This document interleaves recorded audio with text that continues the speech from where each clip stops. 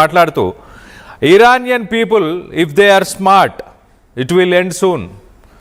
Iranian officials కనుక తెలివిగల వాళ్ళైతే ఖచ్చితంగా యుద్ధం త్వరలోనే ముగియబోతుంది అంటూ ట్రంప్ చెప్పుకొస్తున్నాడు.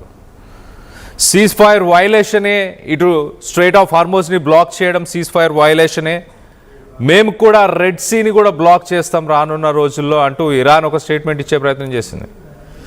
ఏమాత్రం తగ్గట్లేదు ఇటు ఇరాన్ అమెరికా చర్చలకి రమ్మంటూనే మరో పక్కన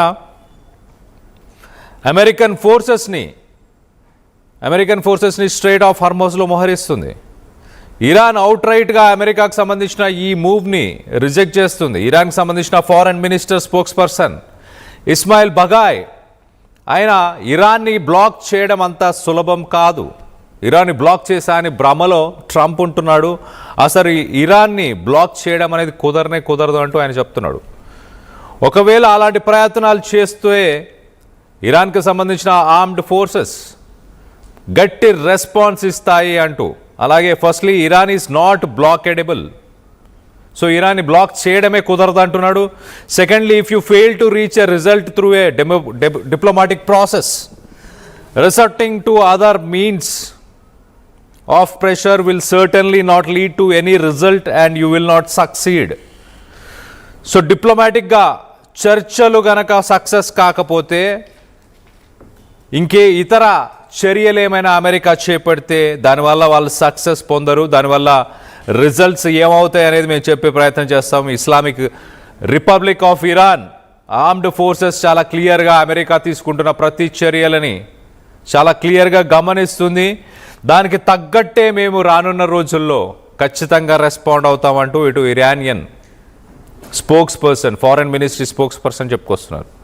మరోపక్కన ఇటు యూరోపియన్ కంట్రీస్ నుంచి కూడా కొన్ని ప్రపోజల్స్ వస్తున్నాయంట. ఇంటర్నేషనల్ కోయలేషన్తో యునైటెడ్ నేషన్స్ నుంచి స్ట్రైట్ ఆఫ్ హార్మోజ్ని సెక్యూర్ చేయాలి, అక్కడ మైన్స్ని కూడా తొలగించాలి అంటూ ఇరాన్కి ప్రపోజల్స్ వస్తున్నాయంటూ foreign ministry spokesperson చెప్పుకొస్తున్నారు.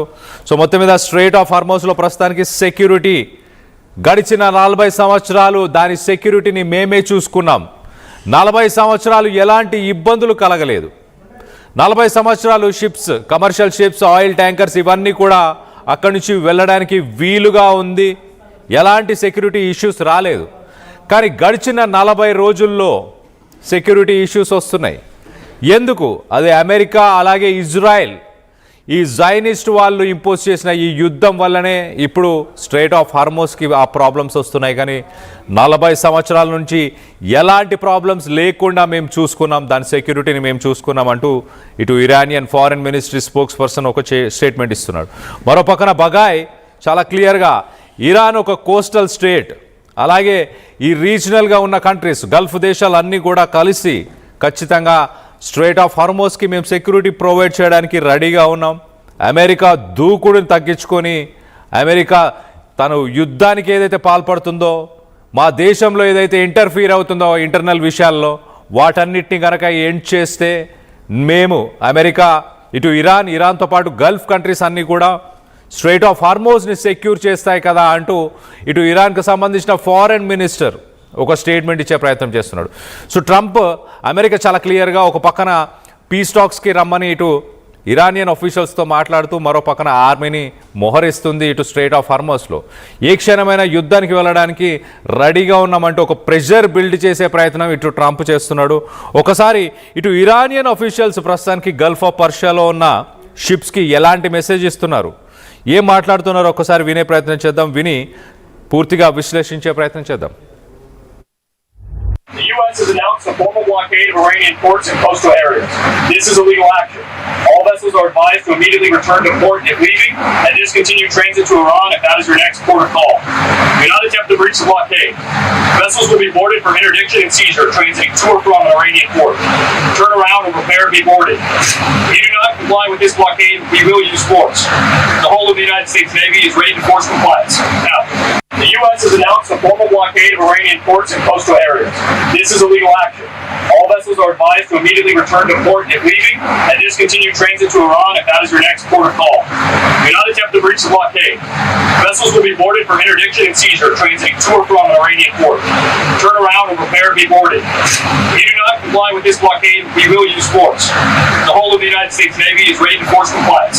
Now, ఇటు అమెరికన్ వార్షిప్స్ నుంచి ఇరాన్ పోర్ట్స్ నుంచి వస్తున్న ఆ షిప్స్ని, ఆయిల్ ట్యాంకర్స్ని, కమర్షియల్ వెసల్స్ని వాటిని టార్గెట్ చేసుకుంటూ ఆ రేడియో కమ్యూనికేషన్స్ని ఎప్పటికప్పుడు అమెరికన్ నేవీ షిప్స్, డెస్ట్రాయర్స్ వాటిని డీకోడ్ చేస్తూ వాళ్ళకి ఒక వార్నింగ్ ఇచ్చే ప్రయత్నం చేస్తున్నాయి. ఇరాన్ పోర్ట్స్ నుంచి ఏవైతే షిప్స్ వస్తున్నాయో అవన్నీ వెనకకి తిరిగి వెళ్ళిపోవాలి, లేకపోతే అమెరికన్ ఫోర్సెస్ ఏవైతే ఉన్నాయో మా ఫుల్ ఫోర్స్ యూజ్ చేస్తాము, మిమ్మల్ని మా మాట వినకపోతే మిమ్మల్ని డెస్ట్రాయ్ చేస్తాము అంటూ చాలా క్లియర్గా ఇటు అమెరికన్ ఫోర్సెస్ ఇరాన్ నుంచి వస్తున్న షిప్స్కి వార్నింగ్స్ ఇస్తున్నాయి. ఒక 6 షిప్లు వెనకకి తిరిగి వెళ్ళిపోయాయంటే అర్థం చేసుకోవచ్చు.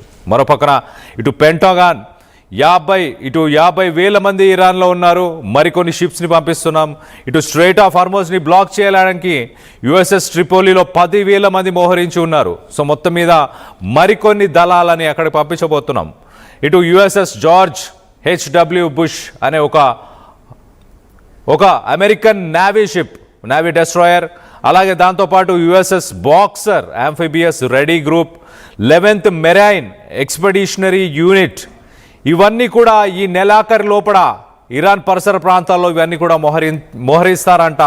దాని తర్వాత ఈ 2 వీక్స్ 2 వారాలకు సంబంధించిన సీజ్ ఫైర్ ఏప్రిల్ 21న ముగియబోతుంది. మరోపక్కన సీజ్ ఫైర్ ఎండ్ అవుతుంది. పీస్ టాక్స్ ఈ వీకెండ్లోనే ఉండబోతున్నాయి. కొంత ఉత్కంఠ, హై టెన్షన్ అయితే ఉంది. పీస్ టాక్స్ ఎలా జరగబోతున్నాయి, సక్సెస్ఫుల్గా అవ్వబోతున్నాయా? మరోపక్కన సీజ్ ఫైర్ ఎండ్ అయితే దాని తర్వాత యుద్ధాన్ని కొనసాగించబోతున్నారా? అమెరికా ఏదైనా ల్యాండ్ అటాక్ చేయడానికి ప్లాన్ చేస్తుందా?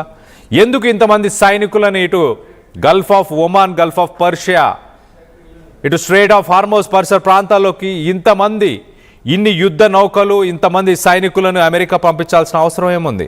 మరోపక్కన డొనాల్డ్ ట్రంప్ ఇటు బుధవారం రోజు ఫాక్స్ బిజినెస్ న్యూస్ ఛానల్కి ఇచ్చిన ఇంటర్వ్యూలో అతి తొందరలోనే గ్యాస్ ప్రైసెస్ అన్నీ కూడా అమెరికా అలాగే ప్రపంచ దేశాలకి ఫ్యూయల్ ప్రైసెస్ కూడా అతి తొందరలోనే తక్కువ ధరలో అందుబాటులోకి రాబోతున్నాయి, ఆ ధరలు తగ్గబోతున్నాయి అంటూ